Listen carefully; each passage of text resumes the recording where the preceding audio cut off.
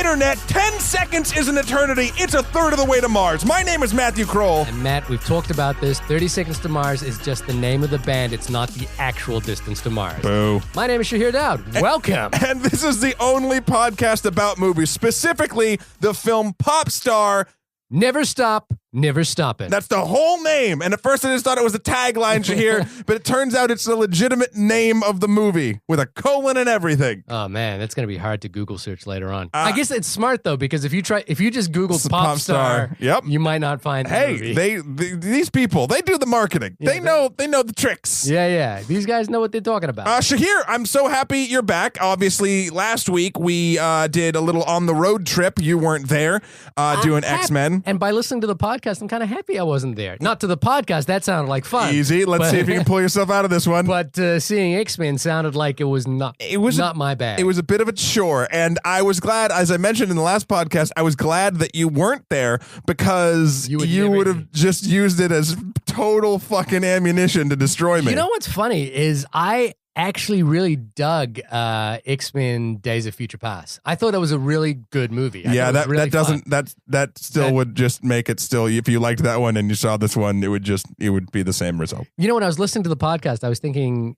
and we talked about this a few weeks ago, but is our superhero movies the place people go to die?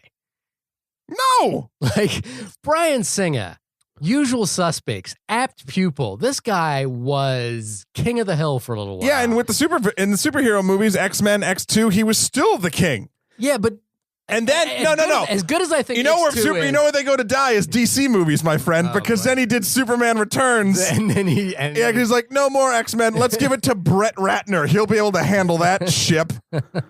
This is not the podcast about that, though. This is the podcast about Popstar, Never Stop, Never Stopping. We actually just walked out of the theater. This is the first time in a while that you and I have managed to go to a movie together. We saw it together as friends, and it was very nice. But before we even get into it, speaking of friends, I was very uncomfortable when you touched my knee.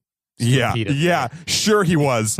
Speaking of friends, let's talk about a little bit about our internet wonderful friends. Guys, if you want to get in touch with us, Shahir, where can they reach us? You can always email us at onlymoviepodcast@gmail.com. Hit us up on Twitter at onlymoviepod. And we've been getting a few really nice reviews on iTunes recently, so please keep those coming in as well. Please hit us up on iTunes as well. Yeah. Popstar. Well, let's go back a little bit. Are you a fan of Justin Bieber? baby. No. I actually really liked the last Justin Bieber album. Okay. I did. I thought it was kind of cool. Okay. The tracks that he did with not Major Lazer, but he did with Skrillex and it's Major Lazer, but under a different name. Well, I'm showing my age right now with not knowing people's ages. I mean, look, this whole movie is basically a farce making fun of the entire idea of a pop star. I mean, that's what it is. Right. I'm not a fan of Bieber, but I enjoy, how do I put it? I enjoy what Bieber gives us. And by that, I mean just watching a very talented person be dragged down up and down by 1,000 other people in their group, be it their family or friends or people that they work for, that work for them. Yeah, it's funny because I don't know much about Bieber, the personality. No, I've heard a few songs. I'm not a big fan of the earlier stuff because I think, and the only reason I'm not a fan of that stuff is I'm just not that demographic. I'm not that age group.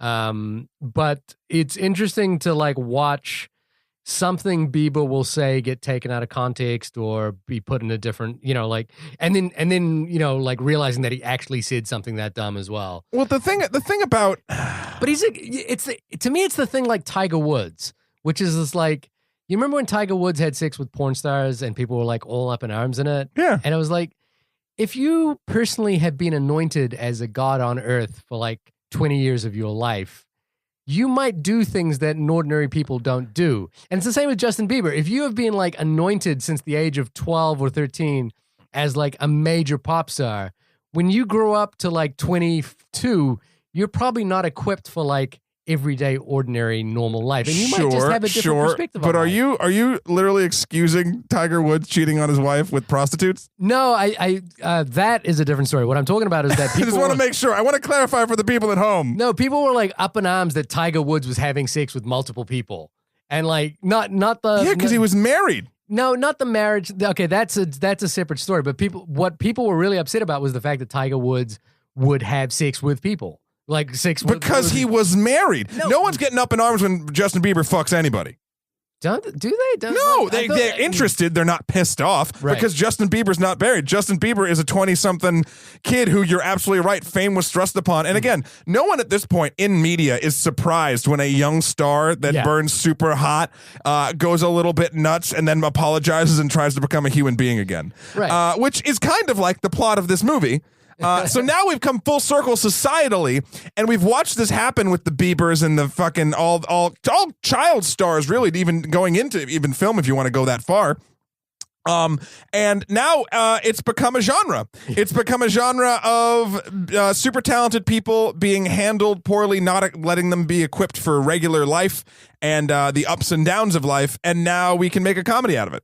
Well, in the same way that, say, This Is Spinal Tap made a comedy out of the heavy metal scene. Out of the rock stardom. Yeah. Or it's kind of it's a similar thing depending on when they started. Like, it depends on how they... That's the thing with Bieber, and that's the thing with Connor Andy Samberg's character in this film, is these are people that have literally been super talented from basically birth. I mean, Bieber has videos of him on the internet from when he was like... God, it's 8 or something like that, 9. Yeah.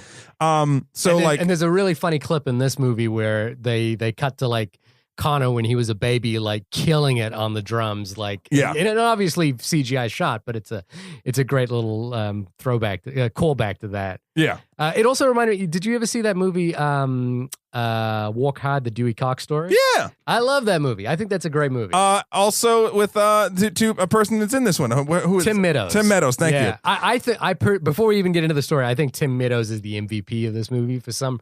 Like, I just think he kind of like steals the show every time he's in it. Which is, I will agree with that. It's rare though too, because normally he's just a nice supporting role. I mean, if you even look at Mean Girls or any of the other stuff, he's just sort of like there. To me, well, even in Mean Girls, I think he steals the show in Mean Girls. He just got this kind of wry smile that he knows where the joke is, and he kind of plays it just right. You know, like I feel like he knows when the joke is silly, and he knows when the joke is fun. Yes, and I that's the thing. And because of that, and because he is an excellent actor and performer, I don't think I think it's a conscious decision. He doesn't steal the show for me. He raises up everyone else around. He's the support. Yeah, and he's brilliant at it. Yeah. He's great support. So what is Popstar Never Stop Poppin', Stoppin', Pop Lock and Roll? Yeah. Well, tell me what it's about. It's about Connor for real, who was part of what was the band's name? What was the three of them's band's name? Style Boys. Style Boys. And the Style Boys is made up of the Lonely Island crew. Yeah. And they were hit in this movie verse. Style Boys did a bunch of songs, and they had a couple hits. One, they coined a dance known as the donkey roll. The donkey roll. Which is no more or less ridiculous than any real dance craze that hits. And then it happens what happens with all of these groups, the Destiny's Childs or the NSYNCs. Someone becomes Beyonce. Someone becomes Justin Timberlake. Yeah. Someone becomes Robbie Williams. And this has Connor. Yeah, and this Connor is that person, and he eventually pushes one of the members away, who ends up going to live on a farm, and the other one becomes his DJ that is being further and further pushed in the back. Played by directors Akiva Schaffer and Jorma Taccone. Yeah. I think there's a kind of nice parallel here with the way The Lonely Island has gone. Although I think they're just having fun with things that have probably happened to them, which is that Andy Samberg has become the superstar of The Lonely Island. I think they realize, in spoiler alert, the catharsis of this entire thing, plot wise, is basically like, you can't do it alone, assholes. Like, and I feel like The Lonely Island hasn't gotten to that point. Of course, but I think that's why The Lonely Island's been so successful, is they all have their roles and they hoist each other up, much like Tim Meadows. Yeah. And they sort of make the package all that more better. Yeah. But this is sort of the culmination of this is the perfect wheelhouse for The Lonely Island too, because it's obviously very musical.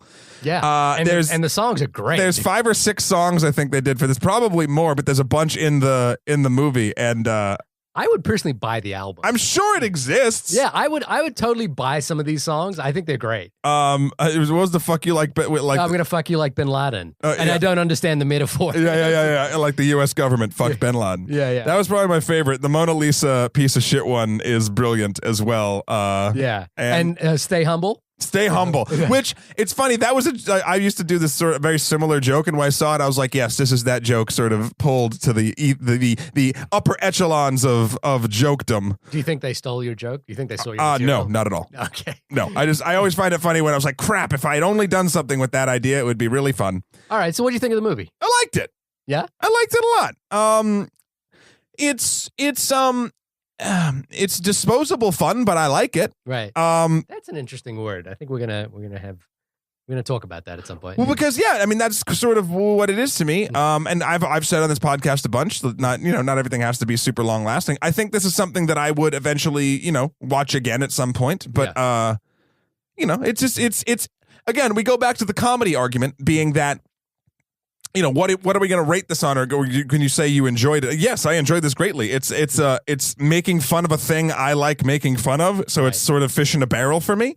Yeah. And it's also people making fun of a thing I like making fun of, but the people doing the making fun of are people that actually have been around the people that they're making fun of, and they're they're good at the kind of work as well. Like the songs are well made, and the song, they it's not like they're doing bad parodies or anything like that. They're actually doing really, really good parodies. Yeah.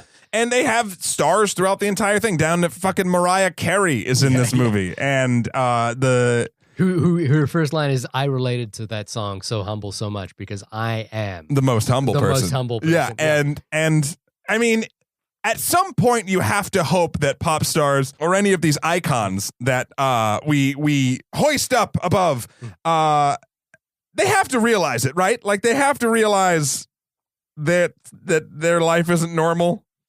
I mean, sure, but it's coming back to that Tiger Woods argument, which is that their life isn't normal. But then, if you've lived in that world your whole life, what is normal to you? Like I'm pretty sure Michael Jackson's life doesn't resemble any other human being's life on this planet. Sure.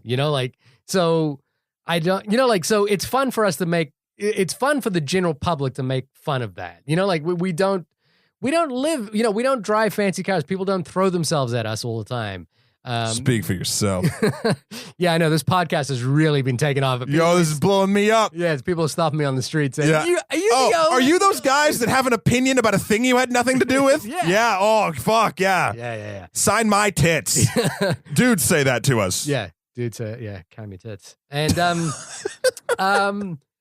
yeah, look, from my point of view, actually, I think the word disposable threw me off a little bit because that's the word I use for like a lot of the Marvel movies or a lot of the action movies we see.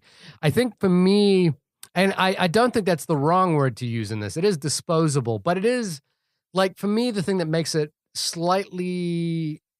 Well, look, I had a smile from ear to ear the whole movie. You were laughing. I laughed out loud. And I don't often laugh out loud in movies. The last movie. Oh, you tactful son of a bitch. Well, no, I often, like, my problem is often I feel like most jokes feel like I can see when they're coming, like they're. You're too smart for the comedy. I don't know if that's it, but I feel like. It's either that or you're a clairvoyant. Yeah, I'm a clairvoyant. That's what it is. I can see the future.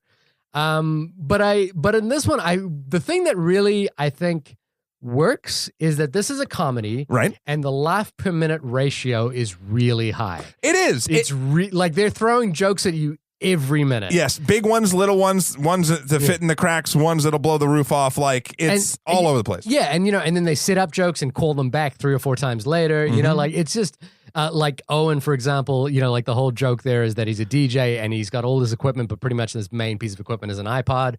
And then what he says, like, oh, and get your equipment. He's like, I got it. And he just holds up the iPod. Yeah, that's a perfect callback joke. It's like someone later on says, oh, and get ready. He goes, and he holds up his iPod. I'm ready. Yeah. And it's just, and then later on, like the whole thing with the iPod is it's 60 gigabytes, yo. I can put it on pretty much the whole show, as well as some sweet audiobooks, bruh. Yeah. Harry Potter.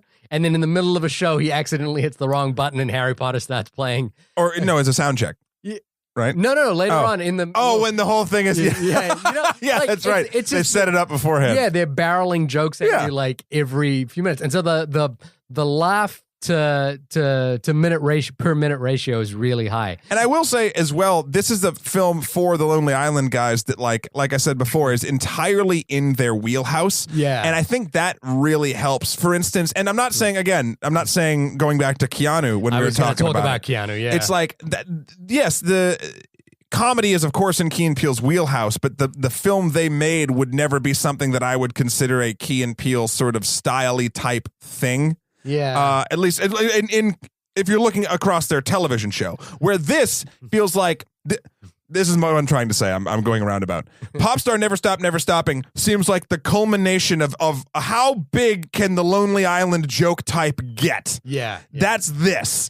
And Key and Peele is like they got super big and then they just made a movie with a one small trope that's weird that kind of felt like them, but not really. Yeah, it's interesting because I think the problem with Keanu that we probably touched upon is that it felt like a sketch that had been stretched way too far. Right. Whereas this felt like they had plenty of material. It still feels like a Lonely Island sketch. Sure. Like I feel like this character would appear in one of these sketches, but it felt like they had enough material to like really stretch it out.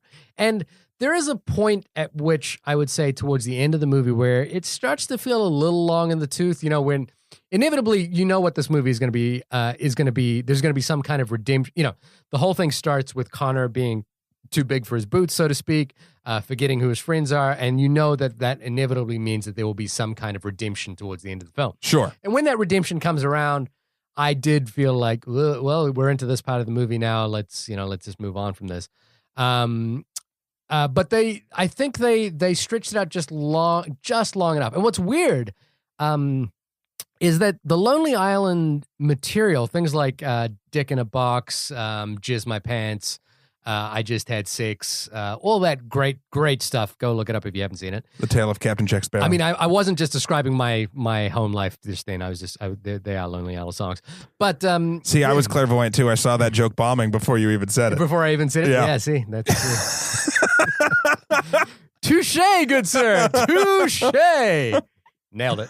No, I think what's weird is that material seems to suit online really well. Of course. Yeah. It's perfectly bite size for online. And they don't change the format too much. They kind of do this faux mockumentary style. I love mockumentaries. But it really suits this big screen experience. And it's a really good experience with a bunch of people in the theater. I think the choice to make this a mockumentary was super smart and very just apt for the people that would be watching it. Like, what other content are people like this watching? There's even a joke about sort of the documentary style when Connor and a couple other artists run into each other before the Popstar Awards or whatever it was. Yeah. And then they keep looking at the wrong camera. Like, no, that's not my camera. That's his camera. No, that's not your camera. This is Snoop's cameras. And then it's just a show called Surprise Motherfucker by Snoop.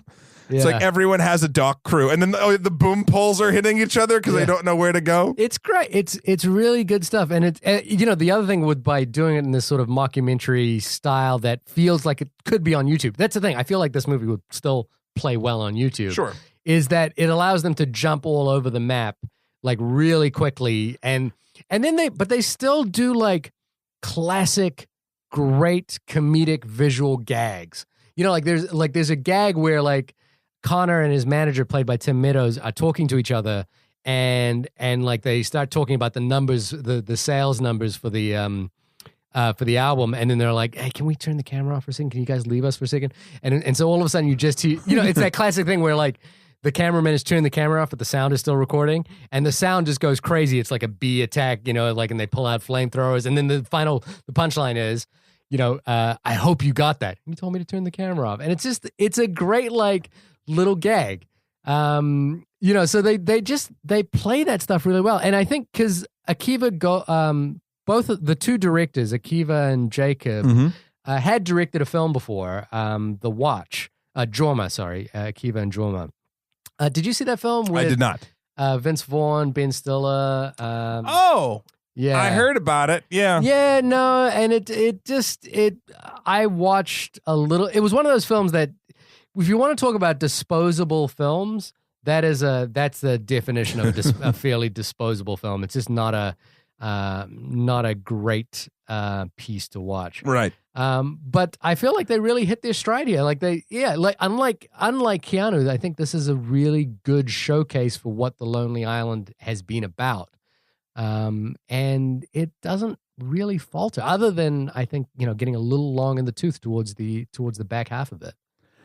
It is interesting. I was trying to think of there's a ton to like about it. And normally what we do on the show, if you're familiar with it, is sort of like, okay, and now we'll talk about what happens. And we'll go through the plot of the movie.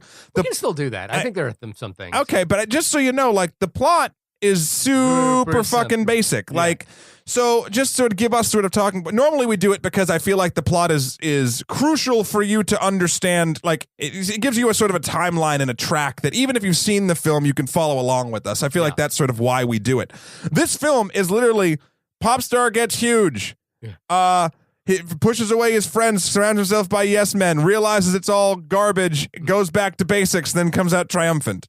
Yeah. And it's a story we know. Yeah. And truth be told, again, I'm the biggest advocate for know what you're going into when you go into the theater.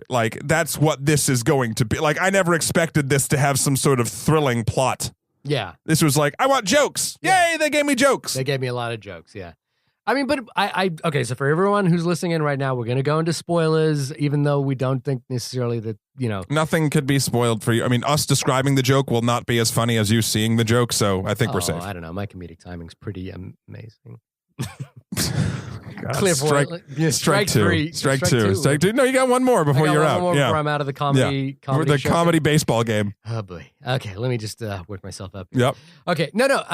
I think the general plot line is Connor is just about to drop his second solo album. Second solo album, because his first one did gangbusters. His first one sold 4 million or something like that. Did really well. So he's about to drop his new solo album. Which, side note, when they said 4 million, I was like, that's not a lot. I think album sales is so low now. And I was like, oh man. Yeah, because people don't buy albums anymore, right? No. They just buy singles.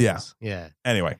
So then, the film basically starts to show us, Connor drops his first video, which is it's so, equal rights, yo. Which is obviously playing on Macklemore's, what was that song? Love. I know the song you're talking about, but I don't remember the name. The Macklemore song. And the Macklemore. joke. Macklemore. There you go. The joke here is that Connor is just trying to reiterate at every point that he's straight. Yeah. He wants gay people to get married, and he wants it to be okay. Same love. Yeah. But everything, there's little just quick things in the song. Just every time he's singing a verse, all of a sudden, not gay, football, chicken wings, not gay. That's, and it's it's taking a satirical dig at Macklemore, I feel. Yeah, I don't know if it's entirely an earned dig at Macklemore. I think Macklemore kind of sits up that he's not gay in that song, but not overly. But I think it's appropriate to this character, to Connor's character. It's if Connor did that song, and then they even make a joke being like, "Why is he singing about this now? Everyone can get married now anyway. It's not even a fight anymore." Which is great. Connor then tries to boost album sales by getting a corporate sponsor. Oh, this is genius. Played by Deborah, played by Maya Rudolph. Her name's based on Deborah. Yep, Deborah. And I can't remember the name of the company. Aqua something. They're basically going to play his music every time you open a fridge or an appliance. And this reminded me, of course, of the famous U2 incident. Right. It played off the whole U2 incident where U2 had their albums available for download immediately on iTunes, which on every iPhone. On every iPhone, which nobody wanted. Oh, man. And it's funny. This is the kind of shit that corporations think people want. And it's interesting because even though I 100% believe this is the kind of thing people don't want, Yeah. I guarantee you that it is something that people would buy. Do you know what I mean? Like how there's that weird sort of difference where like, if you were between, again, this is the dumbest analogy ever, but if there were two refrigerators that were not known for dumb analogies. I know, that were exactly the same, Yeah. right? But one of them, they were both the same and same price, but one of them came with an album that it played. That's something that in your normal human brain, you'd be like, I don't fucking need that. It's a goddamn song when I get my milk. But in your fucking lizard brain, you'd be like, ooh, there's one more thing that's free. I want that one. Yeah, I do that all the time, actually, when I'm buying electronics. It's like, when they give you, like, there's the XL version or the large version, which just doesn't have this feature. You're like, I might need that feature one day. I really need the special edition of this video game because it comes with coins that I can spend and start getting hooked on a microtransaction system sooner than if I had just bought the $60 one. Yeah. Like, and we're suckers like that. So anyway, I know I'm getting off topic, but I love that they poked fun at this. And then in the film, there's a huge fucking backlash. Yeah. Basically, every step that Connor takes to try and boost his album sales backfires dramatically. And the reason this one sucks and his first one didn't is pretty much in the plot. His now DJ and best friend, one of the original members of the Style Boys, Owen. He is the guy who did all the beats. Yeah. And the other dude who now lives in the farm is the guy who did all the writing. Yeah. And Connor was the front man.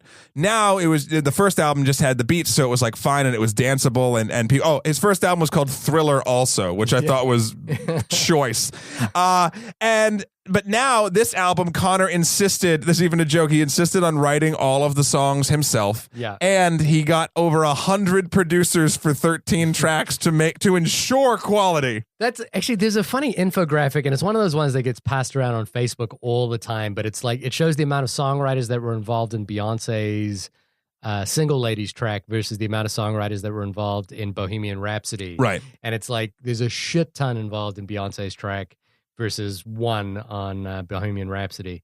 And, actually, it goes to a really good point that we should get into, which is that, what do you think of the modern music industry? It takes a village to make them dope, Shahir. It takes a village to make people dope? I don't like it. Music's in a weird spot. I like this. I like this tangent. Let's wax philosophical on music. So I get most of my music from Spotify. I pay for the service. I don't do the freemium. And do you like the Discover Weekly? I love it. It's pretty good. But right? this is what I'm getting at. I'm glad you brought that up. Human beings' musical tastes, and we've proven it, and I feel like this is the first of many mediums to go down this road, because I feel like music, if you're looking at like dimensions of shit, like music is one dimension, right? Yeah. Whereas like film might be visuals, story, and music. Like, I don't know, I feel like it gets more complicated when you add more elements. Yeah. Discover Weekly playlist on Spotify. If you just listen to a bunch of bands you like for like a month, then your Discover Weekly Spotify playlist comes out, you're going to find a whole bunch of new music that you never knew you wanted to hear, and 9 times out of 10, it's really good. Yeah. But Shahir, I've gotten to the point where my Discover Weekly playlist has become so self-aware and so masturbatory that I only listen to that on Spotify, and now it's just delivering me worse versions of the shit I like. Yeah, it's weird because like my musical taste tends to like jump from hip hop to classical to folk music to hard rock. It's all over the map. But if I do what you did, which is for a week listen on Spotify to like all folk music, everything my Spotify Discover Weekly gives me is just folk music from now on. Yeah. And it's like, oh, wait, I do like, I want to hear what's new in hip hop. And it kind of goes to the point about what this film is really, the main dig of this movie is that the modern music industry is very little about music, right? Like it's not. It's about manufacturing personalities, manufacturing pop stars. And even, you know what I find super interesting? Even the other difference is like, look at the Adeles of the world, right? Like Adele doesn't want to be that. Yeah. So guess what? That's her story now. Like that's her thing. The star she doesn't want to be is the exact story they make her star to be. Yeah. Like you're going to be sold if you're going to be successful. Oh, so, at some point. Yeah, I mean, at some point you have to, if you're going to appeal to a mass market, you're going to have to, like sell your story. Yeah. I mean, it has to happen. It's weird. Like one of my favorite bands in I think they're from Brooklyn. It's Fleet Foxes. Do you know the Fleet Foxes? I've heard the name, but I'm not familiar with the music. I'm going to write that down. Fleet Foxes. I love Fleet Foxes. I think they're amazing songwriters. Just fantastic. And I think the thing that was interesting about them is I could never figure out what their story was. Right. Because they sound like they might have been from the 60s. They have this sound that's very like 60s hippie-ish, Crosby and Nash kind of style. But I could never find out what their story was. And then they stopped making music. And as far as I know, they went like one of the lead singer went back to university or something like that. Huh. And so like that to me, but it's weird because I then like absorbed that story as part of the narrative of Fleet Foxes. And if I was to like market the Fleet Foxes, I would like say, oh, there's this amazing songwriting group that like really are true to the music and they stay true. It's like the Adele thing. She's not a pop star. She's a singer-songwriter. Like we really like, we don't just want the music, we want the identity behind the music. Sure. And no matter what, it's sorry, I'm bringing it back to superheroes, Shahir, but either die a hero or live long enough to see yourself become the villain line. I think that's applicable for a lot of shit. Like, for instance, my favorite artist right now is a British singer-songwriter named Frank Turner. Yeah, I see. Books about it. Yeah, no, I've read his autobiography and it's wonderful. And you guys should check out his music and read his shit and go to his shows. His shows are so fucking good. But he's like why I might really resonate with him the most is he has a great story, but he's just under the radar enough where he's not like he's right. I feel like he's right at that level, like before he blows up. And he's done some things, and actually in his autobiography, he talks about some of the things that he has done to sort of continue that level, not break that ceiling. He wants to stay where he is, which I appreciate. There was a thing, some producers on something that he was doing there was a female vocalist on one of his new songs on one of his new albums, and they wanted to pitch it to Taylor Swift to do. And he says, no, like, no offense to Taylor Swift, but I don't want the song to be about how Taylor Swift was on the song. Right. Like, it has nothing to do with Taylor Swift. I want to get this artist who I've worked with a million times, who's super talented. That's the kind of shit. And again, we're all building the stories. I'm building Frank Turner's story and telling it to you right now. But at the same time, there's a difference between sort of the grassroots telling of a band, like of Fleet Foxes or Frank Turner, and the Beyonce's and Britney Spears. I guess Britney Spears isn't really the example anymore. That's showing my age. But just wherever music is now. Yeah.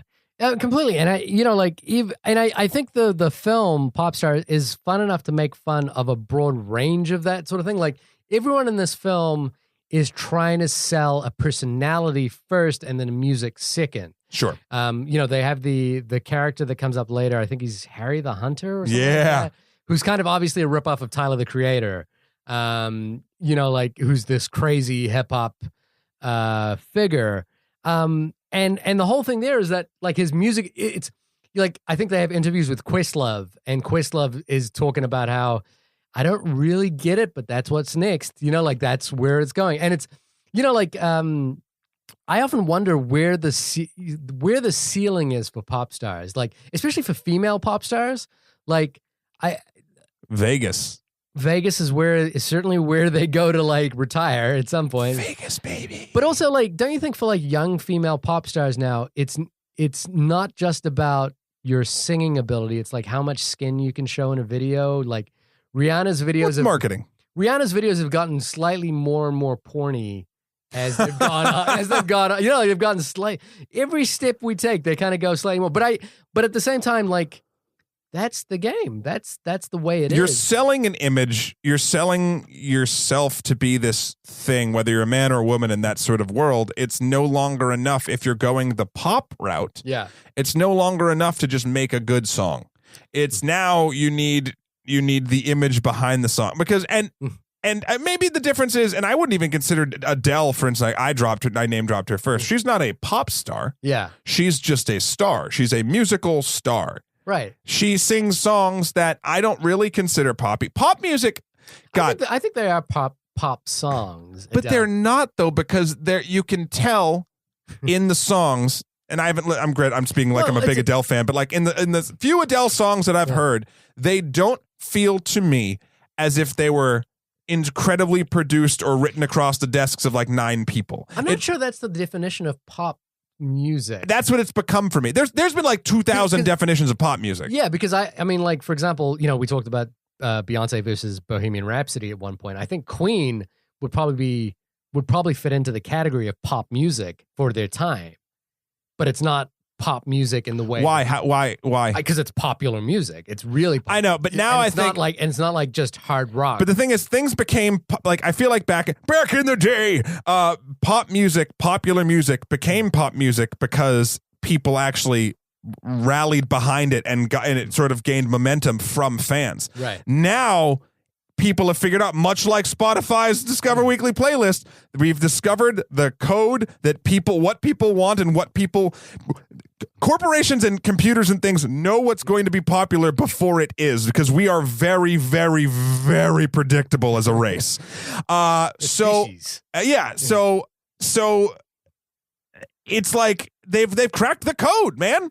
They've cracked the code, and now music will never, and a lot of media is going this way too, but music will never be like, there will not be a homegrown roots sort of type of band thing coming up for a long time, or there'll be few and far between. It is all prepackaged nonsense. Well, I think what it is that the definition of pop in the word pop music has changed from popular to being more semiotic and reminiscent of the definition of pop, as in pop soda, which is that it's sugary, it's delicious, sweet, and it will make you fat, and it's easy, and it's easy. Yeah, now I want a Coke.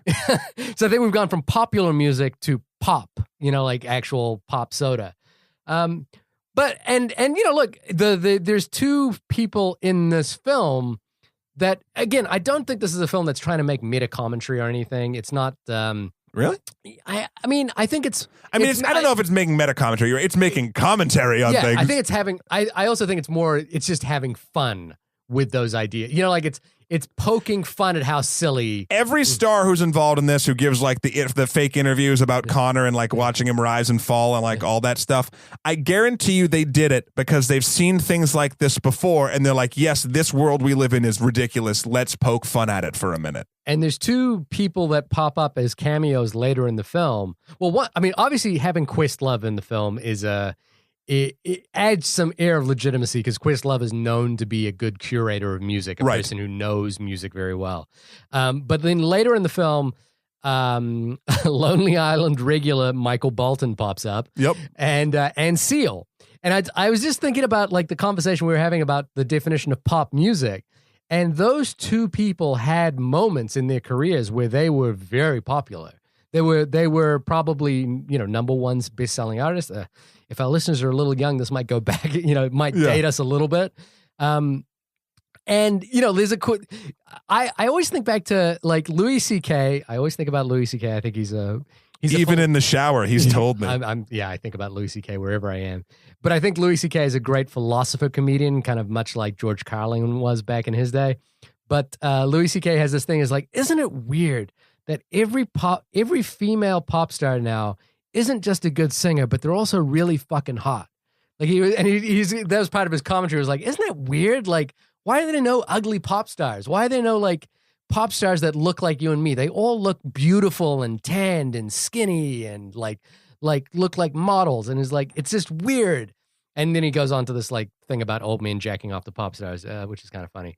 But I was thinking about, there's this line that Seal has in this movie, which is like, how do you think I got these scars? And the thing with Seal is like, how did this pop star emerge with this scarred up face? That really did take, like Seal was a number one selling artist for a minute. Yeah. And he's still, kind of like Michael Bolton, still remembered to this day.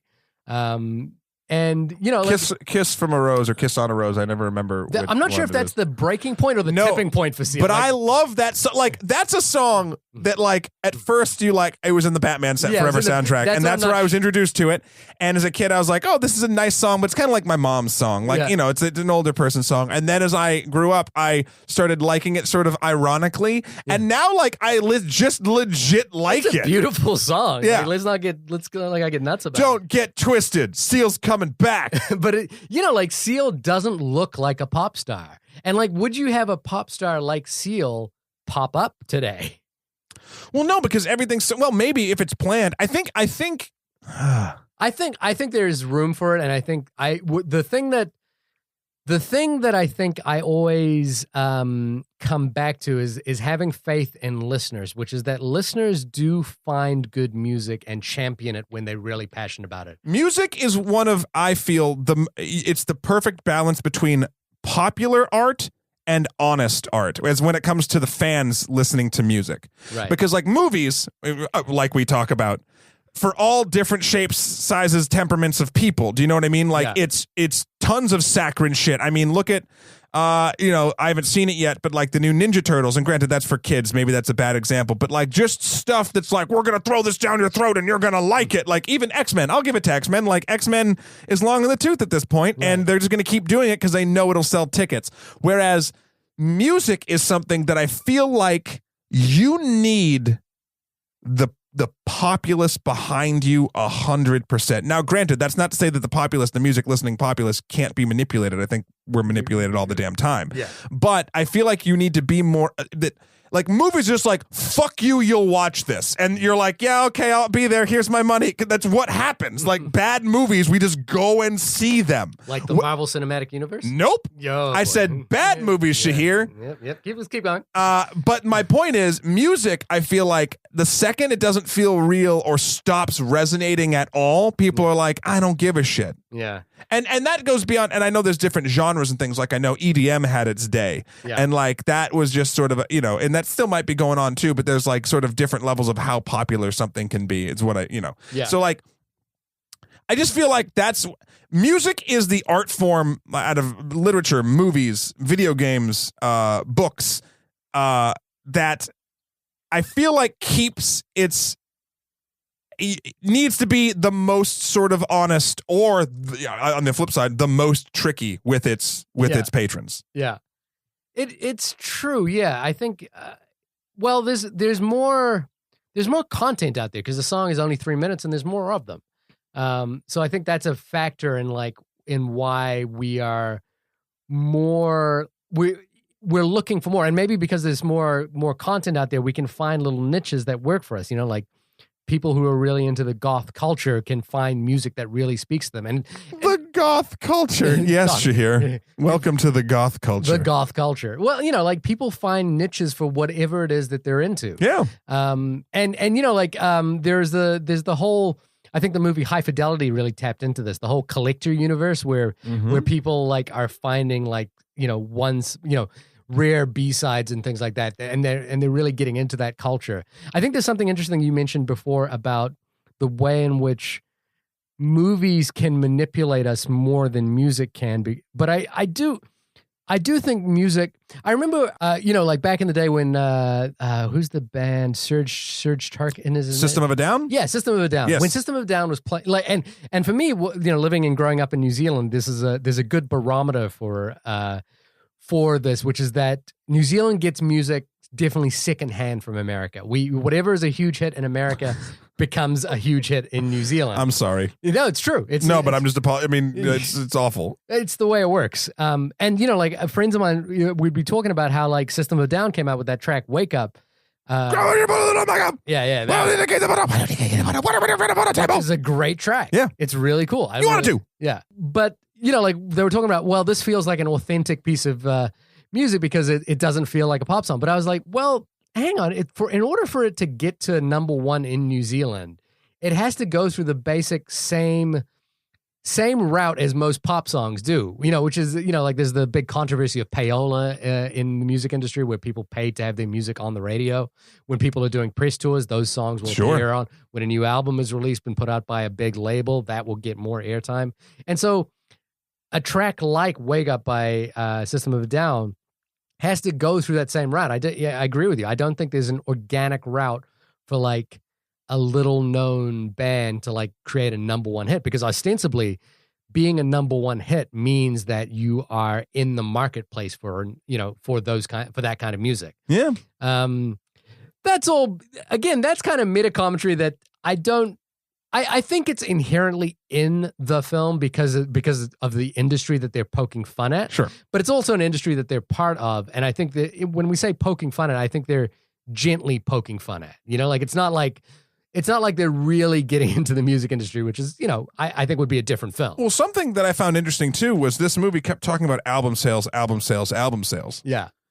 They didn't talk about downloads at all. For a movie that seems very based in its times and sort of, you know, conscious of what's going on in the music industry, it didn't quite handle that. And I don't know if that's... I think that maybe as album sales doesn't mean physical content sales anymore. I think album sales is actually downloading the album. Yeah, I mean, how many people actually buy CDs anymore?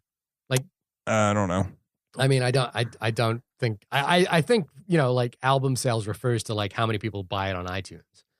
The saddest day for me was when I realized that my new computer didn't have an optical drive, a CD or DVD weird, drive, right? but also that I didn't care.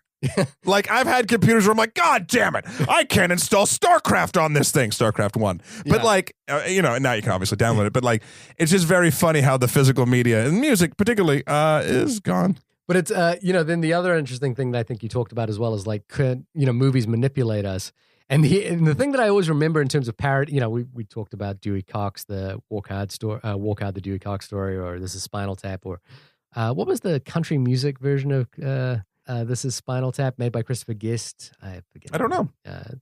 It's an okay film. Okay enough for you not to remember its name. A Mighty Wind. I just Googled there it. There we go. Yeah. Okay. All right. But the reference that I always remember is the Simpsons episode when Bart and Milhouse and Nelson and I can't remember who the other one was, create a boy band, the Party Posse, and they put out that song called when it plays backward, it's Join the Navy, and you realize the whole boy band thing has been manufactured by the U.S. military in order to like recruit people into the army. And I think someone pointed out that there's a joke in this film that's very quiet where we see a newscast talking about Connor basically rampaging and going off the rails and stuff. And there's like little banner headlines that are going on underneath that.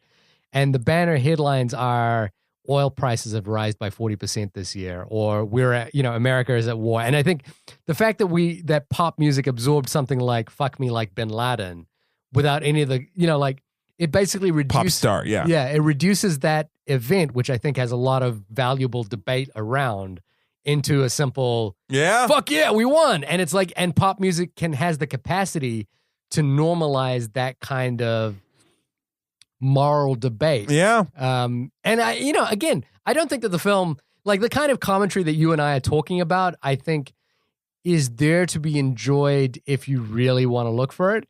But on the other hand, if you're just looking for a fun movie on a Friday night, this is pretty great. I'll agree and sort of take it a step further in the sense that, like, I don't think they went, this movie is trying to do that. But what happens is it's a very good movie that is entertaining. And, when you talk about it, you're inevitably going to start talking about the music industry because that's what they're doing. And then it breaks down into the whole, like, why do we pay so much attention to these people? So, I mean, it's one of those things where they didn't set out to be like, we're going to make people think about why they treat pop stars the way they do. No, they set out to write like 6 really hilarious songs and do a funny movie, and then because it was so craftily done, then we talk about it. And so when you said disposable, I think earlier, I think it's disposable because it certainly can be disposable, but I think there's material here that's worth rewatching. It's far more. Let me rephrase. It's far less disposable than most pop music. Sure. Yeah, absolutely. But then, I guess when you do any kind of meta commentary, like we're kind of doing right now, you can find things of value. It's not far-fetched that a song like Fuck Bin Laden could exist in possibly like a more subtle version of that would exist right now. You certainly see in country music, for example, there's a big military supporting edge to a lot of country music. Sure. So, the fact that this movie reflects on that in some way, I think is compelling. And I think like if you talked about pop music in the same way, like the way that, pop